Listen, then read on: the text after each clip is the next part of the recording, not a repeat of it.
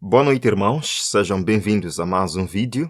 Nós vamos dar prosseguimento com o debate iniciado, na verdade, a entrevista iniciada entre Adventista do Sétimo Dia e nacionalista cristão.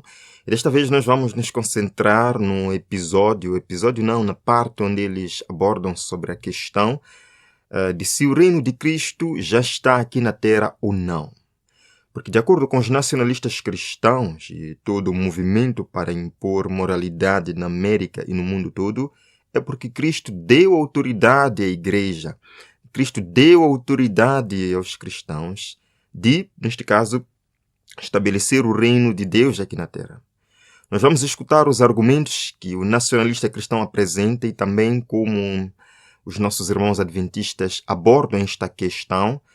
Mas, no final, como os irmãos vão poder perceber, parece que eles não estão dispostos a deixar essas ideias nacionalistas de lado. Mesmo assim, vamos fazer o que podemos fazer. Vamos iniciar com uma oração. Senhor, muito obrigado por ter nos dado este momento em que estaremos aqui para aprender um pouco mais e nos aprofundar sobre a verdade. Para que nestes últimos dias, Senhor, estejamos ancorados na verdade. Guarda-nos, Senhor, ao longo deste tempo, em nome de Jesus. Amém. Amém. Acompanhemos, então, esta entrevista. Lennox, a questão que eu gostaria de desenvolver é: você fala sobre Cristo estabelecendo um reino aqui e agora em oposição à sua segunda vinda. Como um protestante, a minha pergunta seria: o catolicismo como um reino terrestre já foi destruído? Vemos que eles estão a voltar ao poder. E em Daniel 7, 26 a 27, nós lemos: o julgamento se assentará. Eles tirarão seu domínio para consumir e destruí-lo até o fim. E o reino e o domínio e a grandeza do reino sobre todo o céu serão dados ao povo dos santos do Altíssimo. Se ainda não estiver ciente, os protestantes reconheceram o poder do chifre pequeno em Daniel 7 como consistente com o papado, reinando durante 1260 anos, pisoteando os santos do Altíssimo e mudando os tempos e as leis, especificamente de sábado para domingo, como afirmaram que fizeram por decreto. Na verdade, Drew Kressner previu em 1689 a ferida mortal ou a queda do poder papal até o ano 1800, mais de 100 anos antes do evento. Portanto, os protestantes conheciam esse período de 1260 anos há muito tempo. Meu ponto aqui é, em Daniel 7, os santos realmente recebem o reino após a destruição desse poder. Ainda não vimos o catolicismo ser destruído. De fato, eles estão bem no meio de estabelecer a imagem que Apocalipse 13 menciona nos Estados Unidos da América. Portanto, enquanto compreendo a pressão pelo nacionalismo cristão que está a tentar promover, o que vejo lado a lado com todos os nacionalistas cristãos é o catolicismo a implementar as suas políticas aqui nos Estados Unidos da América. E esse reino ainda não foi destruído, então como podemos considerar os santos como aqueles que já receberam esse reino? Sim, essa é uma ótima pergunta.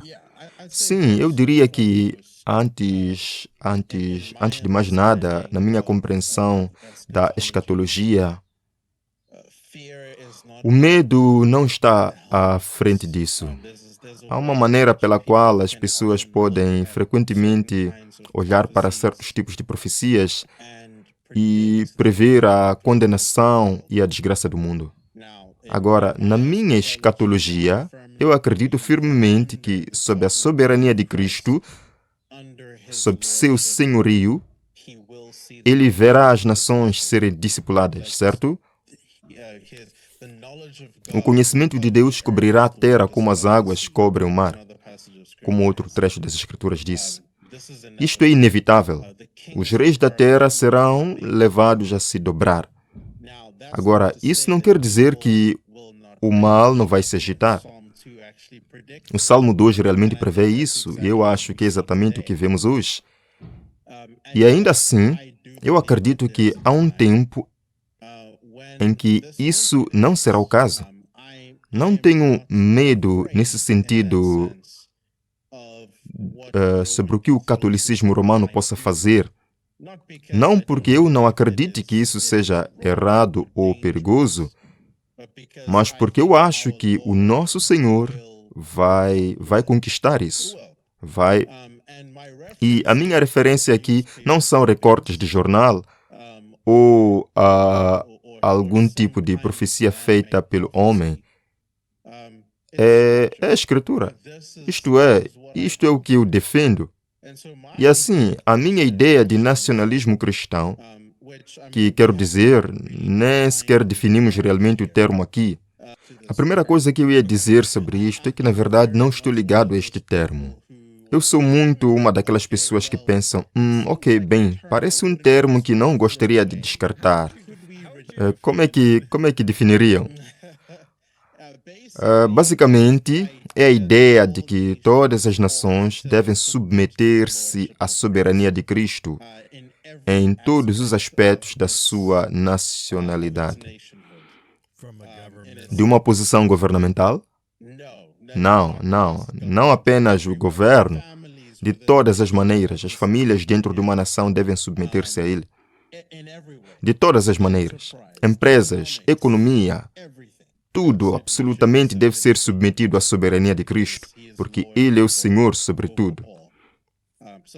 Portanto, eu não acredito neste nacionalismo cristão em que, o Estado é o principal arquiteto disso.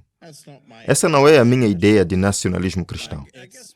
Eu suponho que a razão pela qual nos focamos nisso é o governo, é o ponto que realmente importa. Porque, quero dizer, se você está apenas tentando dizer que cada família deveria fazer isso bem, isso é bom e bem. Não, o que eu estou a dizer absolutamente, incluindo o Estado.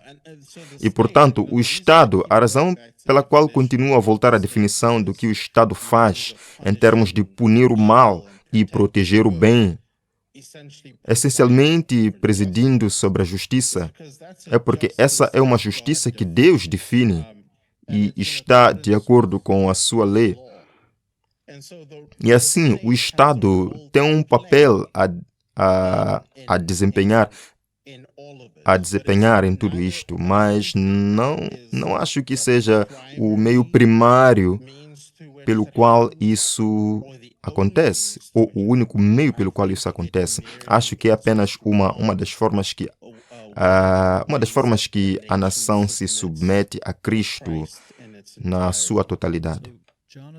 Portanto, Jonathan Berry está, na verdade, a apelar à tradição americana como parte do seu impulso para as leis Jesus. Parte da nossa preocupação com isso é que, se retrocedermos até as colônias da Virgínia, isso fazia parte dela, da tradição, na verdade, a parte da lei que estava, de fato, nos Estados Unidos, que a terceira penalidade por violar a legislação dominical na época era a morte. E havia cristãos na época que realmente tentaram defender isso.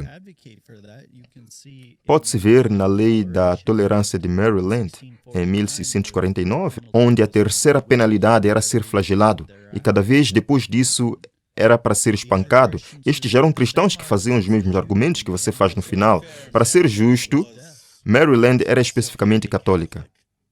Não estamos a ver católicos a voltarem ao poder hoje em dia? Absolutamente. Então, por que não deveríamos temer, com base nas lições da história, que esses princípios se repitam uma vez que estejam de novo?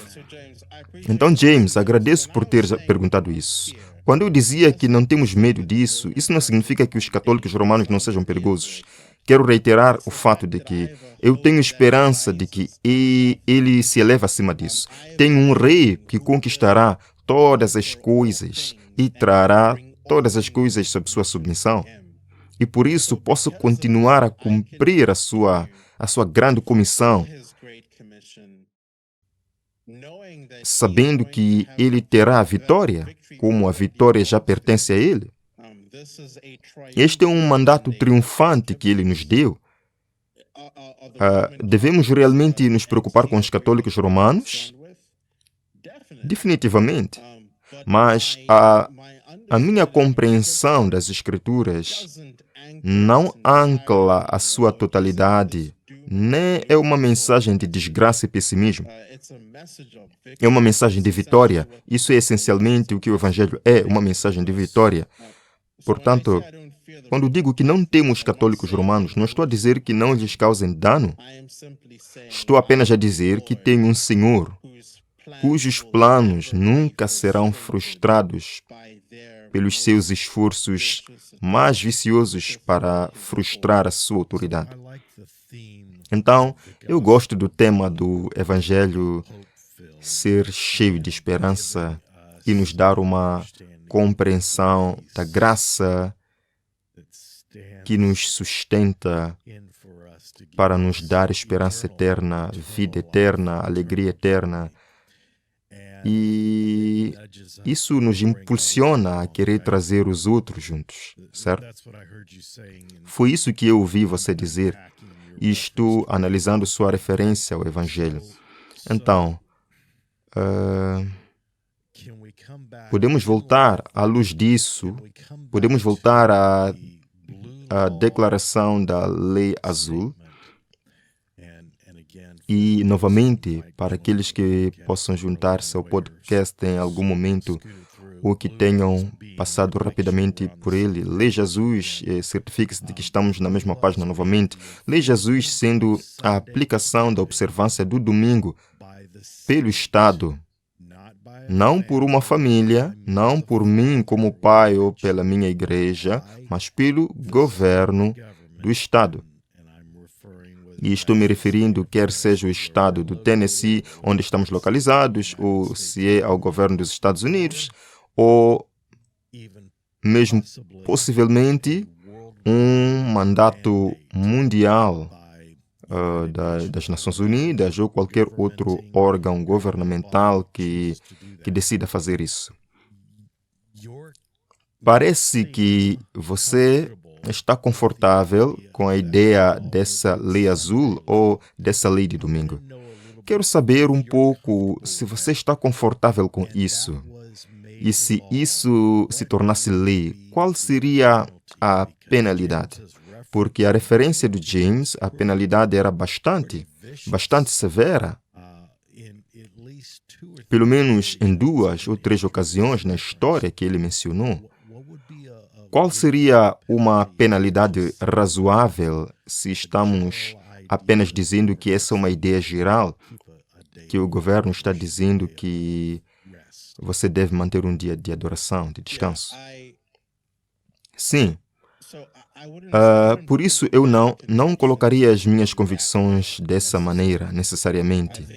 Acho que a maneira como eu vejo que o Estado pode aplicar o 4º mandamento é pela forma como eu defini, como ele existe. Existe o governo para punir o mal e proteger o bem. Acho que a outra maneira de colocar isso é promovendo o bem. Assim, na medida em que podem promover o descanso do sábado, acho que isso é uma boa coisa. Pessoalmente, tenho dificuldade em dizer que deveriam haver essas repercussões cruéis por não observar isso. Mas é isto que aconteceu. Sim, reconheço que isso acontece, é porque os homens são imperfeitos, mas graças a Deus temos a sua palavra que se eleva acima das imperfeições dos homens. Na verdade, sabes, uma das formas interessantes de como isto foi imposto durante a época do conquistador foi, na verdade, uma proibição, e quem fosse encontrado desobediente à sé apostólica não podia comprar nem vender. Bem, isso é exatamente o que vejo em Apocalipse, porque diz que quem não tiver esta marca não poderá comprar nem vender. Portanto, tudo o que temos de fazer é olhar para a história e dizer, bem, ali está a correlação. Quem não tinha permissão para comprar ou vender foram aqueles que não guardavam domingo. Nos Romanos, aqui está a questão. Está a referir-se a Marcos 2, por exemplo, onde você vê muitos contextos em que Cristo próprio foi acusado de não guardar o sábado, porque ele curava num sábado ou fazia certas coisas no sábado. E ele é aquele que sublinha, não, você sabe, o sábado foi feito para o homem, não deve ser necessariamente esta regra totalitária difícil. Há certamente uma categoria, eu penso, de obras de necessidade, mesmo num sábado. Então, não há penalização por não cumprir o sábado, é isso que estou a ouvi-lo dizer, e se eu optar por seguir este conselho do governo e ignorá-lo, estás bem com isso?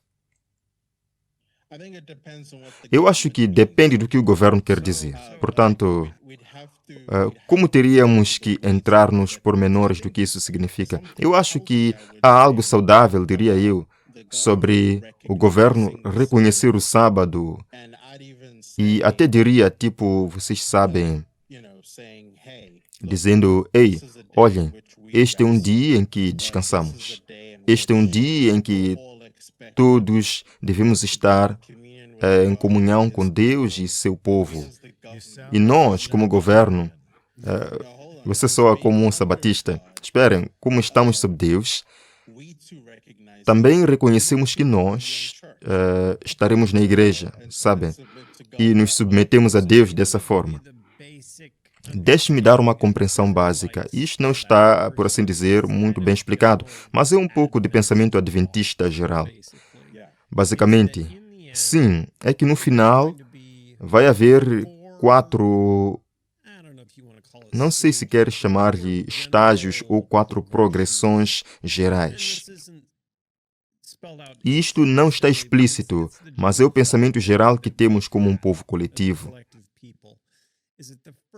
A primeira parte desta esperada lei nacional de domingo é, no primeiro estágio, vamos dizer, basicamente tens de manter o teu negócio fechado e simplesmente não podes trabalhar. Portanto, vamos simplesmente estabelecer um edito que diz você tem que fechar seu negócio aos domingos e podes começar de uma forma muito suave, digamos assim, onde diz basicamente, agora você tem que pagar as pessoas pelas horas de trabalho, que é exatamente o que está delineado no projeto 2025, porque diz que vão emendar a lei dos padrões justos de trabalho e terão que pagar, sabe, as pessoas que trabalham aos domingos, terão que ser pagas uma vez e meia.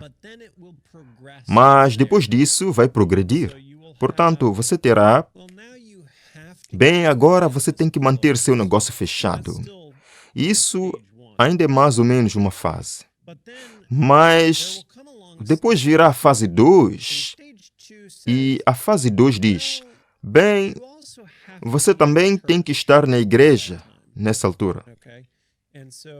Então, você precisa estar na igreja naquele momento e você precisa fazer o check-in de alguma forma. Terceira fase, bem, agora vai ser mais duro. Você vai ser preso se não fizer isso e vai ter que adorar naquele dia. E quando você chegar à terceira fase, você também terá um edital que diz, não vamos aceitar outro dia. Se você estiver adorando em outro dia, seja um muçulmano que adora na sexta-feira ou um adventista do sétimo dia que adora no sábado, se encontrarmos você fazendo isso, você vai ter problemas. Então, a quarta etapa é um decreto de morte que sai, que diz, ok, se pegarmos você adorando em um dia diferente, você não estiver adorando no domingo, você será morto. Portanto, essa é a progressão geral de pensamento que tivemos nos últimos 150 anos. Que isto será a sequência geral dos eventos. E assim, quando vejo que já está a progredir para a fase 1, é isso que espero que se siga. Sim, eu consigo entender de onde você está vindo nesse sentido, mas eu diria que nossas previsões, os nossos medos, as nossas preocupações deveriam estar enraizadas nas coisas que Deus quer que nos preocupemos, com que temos que temer e tudo isso. Acho que os ensinamentos de Ellen White, nesse sentido, foram atrozes.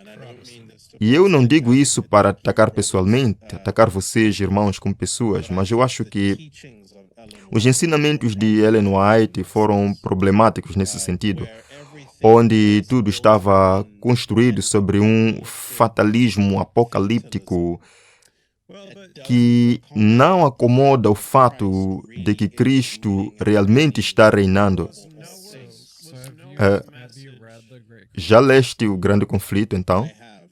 Eu tenho. Já leste o Grande Conflito? Eu tenho o Grande Conflito. Eu não posso dizer que é recente ciências, mas anos atrás estou familiarizado com Ellen White. Noé, foi essa sua mensagem para o mundo antediluviano? Foi uma mensagem apocalíptica? Sim, certo sentido, sim. Mas eu diria uma mensagem apocalíptica imediata, na qual a graça ainda triunfa sobre o julgamento nesse sentido. Mas seria seguro dizer que Deus salvou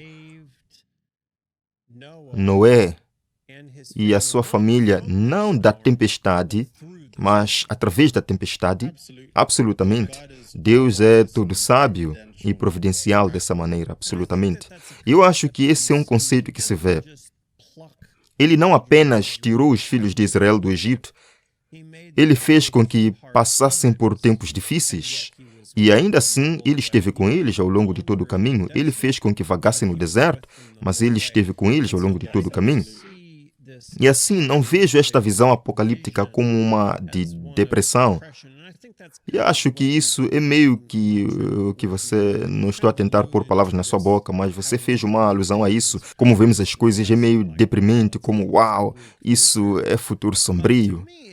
Mas para mim, não é um futuro sombrio, porque o que sei, quando vejo isso a vir, sei que estamos quase em casa e sei que Ele pode nos salvar através da tempestade, assim como fez com Elias quando ele estava a fugir da rainha má. Ele pode nos salvar através disto. A propósito, Cristo selou Noé na arca, certo? Absolutamente. Portanto, sim, quero dizer, é bom ter esperança nesse sentido, mas diria que podemos realmente dar um passo mais à frente. Em vez de olhar para nós mesmos e pensar, bem, pelo menos eu vou sobreviver a isto. Eu tenho uma esperança muito maior em termos do que eu vou sobreviver. Como eu sei que estou garantido no céu porque coloquei a minha fé na pessoa e na obra de Jesus Cristo. Mas mesmo além disso, posso confiar no fato de que a vontade de Deus está realmente a ser feita na terra, como é no céu, e que as nações estão a ser discipuladas. O conhecimento de Deus está a cobrir a terra como as águas cobrem o mar. Agora, isto vai além do que posso ver com os meus próprios olhos ou do que os relatos das notícias nos podem contar. Mas, para resumir, Deus está a vencer, sabes? Como para Ele realmente é uma verdadeira abrangência. Então, quando olhas para a moralidade do mundo, sentes que é assim então? Quando olhas... não percebi essa pergunta. Quando olhas para o estado do mundo, sentes que este é o reino de Deus na terra? Quando olhas para a depravação, quando olhas para... Podes continuar. Está bem.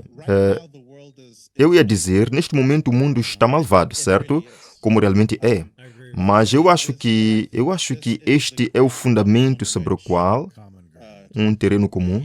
Sim, Cristo Ele vai triunfar sobre isto. Ele irá reinar sobre isto. Eu acho que onde vemos de forma diferente, eu acho que nos vemos de forma diferente é onde está o reino de Cristo. Esse é um ponto que estava a fazer anteriormente quando te perguntei sobre... nós concordamos em certas coisas e certamente o meu ponto aqui não era diminuir a sua realeza ou a sua autoridade. O meu ponto era que o seu reino não é deste mundo. O seu reino é maior do que este mundo. E assim, estamos a tentar nos preparar para o seu reino. que está por vir, certo? O seu reino está por vir, mas também está na terra. Venha o teu reino, seja feita a tua vontade na terra como no céu, certo? É assim que Cristo nos ensinou a orar.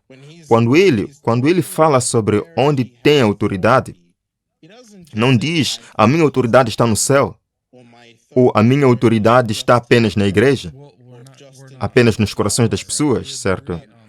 Estamos de acordo com isso.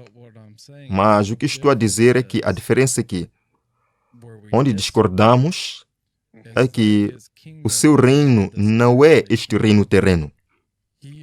Ele está trazendo o seu reino depois da sua segunda vinda. Eu diria que o seu reino... Então, por que ele diria toda a autoridade no céu e na terra pertence a mim? Vai pertencer a mim. Ele tem autoridade. Isso não é do que eu estou a retirar, está bem?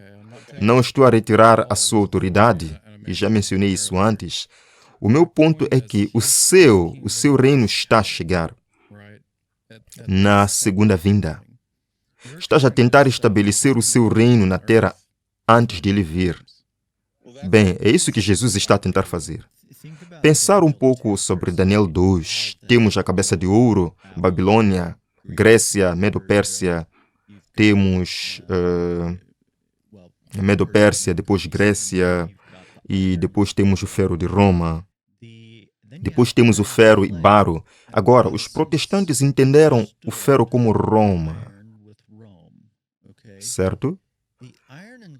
O ferro e o baro, nas 10 divisões de Roma, realmente ocorreram muito depois da primeira vinda de Cristo. Estás a olhar para mais de cerca de 500 anos depois. Tiveste os ostrogodos, os visigodos, os vândalos, todas as diferentes 10 divisões. Sim.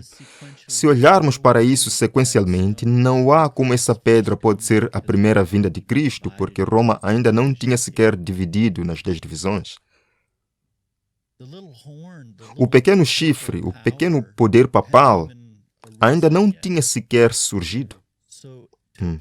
Então, aplicar isso à primeira vinda de Cristo, como faz Doug Wilson, não faz sentido logicamente na progressão ali em Daniel 2.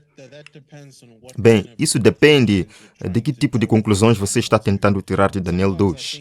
Às vezes penso que existe essa presunção na maneira como nós, modernos, lemos o mundo, em que pensamos que estamos sempre nos tempos finais e, portanto, vemos o texto e impomos isso como a conclusão que achamos que realmente é. E, frequentemente, às custas de outras passagens das Escrituras, que na verdade são muito claras em termos do que ensinam. Existem algumas passagens que quero ler aqui, apenas algumas. Acho que ainda não vai ser muito longo. Mas Salmos 22, 27 diz: todos os fins da terra se lembrarão, certo? Todos os fins da terra se lembrarão e se voltarão para o Senhor. E todas as famílias das nações adorarão diante de ti, pois a realeza pertence ao Senhor e Ele governa sobre as nações. Não que a realeza pertencerá ao Senhor, não que Ele governará sobre as nações, mas Ele realmente governa sobre as nações, certo? Vê isso, por exemplo, até na maneira como está em Êxodo, onde se vê o relato do povo de Deus a ser escravizado no Egito. O coração do faraó estava na mão de Deus. Foi ele quem guiou a mão do faraó. Pensas em Neemias e na construção do muro, e como Deus, na sua providência, viu como apropriado levantar reis pagãos para financiar a reconstrução do muro em Jerusalém. Ok, mas há um sentido em que os inimigos de Deus são inimigos derrotados. O mundo pode agitar o punho contra Deus, mas eles são um inimigo formidável para um Deus que reina sobre todas as coisas. E é aí que reside a minha confiança. Quando... poderia explicar um pouco mais a sua posição? Se você disser, sabe, Cristo é rei sobre este mundo e o seu reino é agora. Ok, sim. É isso que a Bíblia diz, irmão. Eu acabei de ler isso. Quando começou? Na criação. Bem, na verdade, desde a eternidade. Então, ele, o rei crucificado, o seu reino já estava então? Isso ainda era muito verdade naquela altura. Ok. Estava apenas a tentar perceber como estavas a... Bem, a outra coisa a ter em mente aqui é que Cristo também foi o Cordeiro morto desde a fundação do mundo. Vemos isso prefigurado. Não se concretizou até muito mais tarde. Portanto, sim, acreditamos que Cristo é rei, absolutamente. Mas a concretização desse reino, quando ele recebe o reino, sim, ele é o rei, mas quando ele recebe esse reino? Bem, vemos isso em Daniel 7, quando ele o recebe no julgamento, que ocorre antes da destruição do mundo. E para ser justo, depois de alimentar 5.000, eles tentaram coroá-lo como rei, certo? E qual foi a sua reação? Uau, uau, uau, uau. Não só, a sua reação foi uau, uau, uau, uau. Pare, exatamente. Ele, na verdade, recusou quando quiseram fazê-lo rei. Mas não só isso, foi a apostasia de Israel nos dias de Saul ao querer buscar um rei temporal. Porque ao fazer isso, estavam a rejeitar Deus. Assim, quando o homem tentou interceder e ocupar esse lugar, isso foi um sinal de bem. É por isso que eu pessoalmente não estava a compreender a referência aos reis e estadistas em alguns dos episódios, porque, sabes, quando Israel quis buscar um rei, isso foi um sinal da sua própria apostasia e rejeição de Deus, quando quiseram buscar um rei. E ainda assim, este era o tipo de coisa que foi referenciada no podcast com Jared. Está bem. Então aqui vai. Fico contente que esteja a levantar isso como exemplo. E assim é que eu explicaria. Israel, muitas pessoas em Israel, incluindo os fariseus, ficaram confusas pelo fato de que Cristo não veio com uma espada e armadura e um exército inteiro para retomar Roma. E eu acho que algumas pessoas gostam de pensar nisso e dizem, ok, bem, veja, aí está Cristo. Ele é tão humilde e tão contente com o estritamente necessário. Eu acho que essa não é, na verdade, a maneira correta de interpretar. Acho que muitos dos seus discípulos e muitas pessoas em Israel estavam a pedir era, na verdade, muito menor do que aquilo que Cristo estava disposto a dar-lhes. Há uma sensação de que a sua resposta é realmente, vocês apenas querem Jerusalém? Vocês apenas querem que esses romanos saiam do vosso território? Eu estou a fazer algo muito maior do que isso. Estou a construir um reino, certo? E vê essa referência, Evangelho do Reino, nos Evangelhos. Mateus gosta de usar a terminologia do reino dos céus, certo? O reino dos céus nos restantes evangelhos está sempre em relação ao reino. Essa é a terminologia. Cristo está a fazer algo que é muito maior do que aquilo que nós, ou até mesmo pessoas que pensam que são muito ambiciosas no que querem. Portanto, Cristo está a construir um reino muito real. Novamente, é por isso que ele nos ordena a orar dessa forma.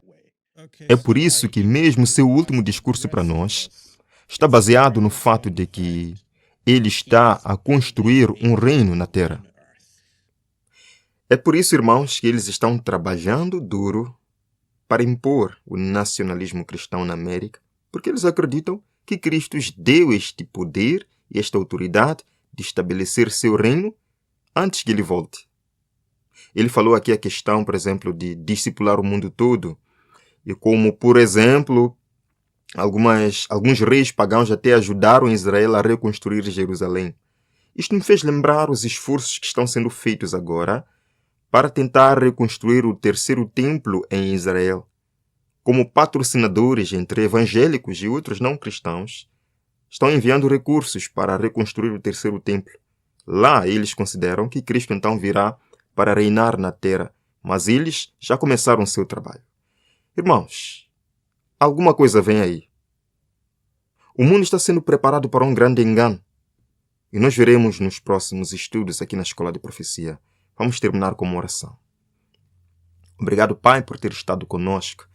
Senhor, a Tua palavra nos diz que Cristo voltará e Ele virá como Rei. Virá como pedra para destruir os reinos deste mundo e estabelecer um reino eterno que jamais terá fim. Mas quando Cristo voltar, Ele não descerá esta terra. Permanecerá nas nuvens. Os que morreram em Cristo vão ressuscitar.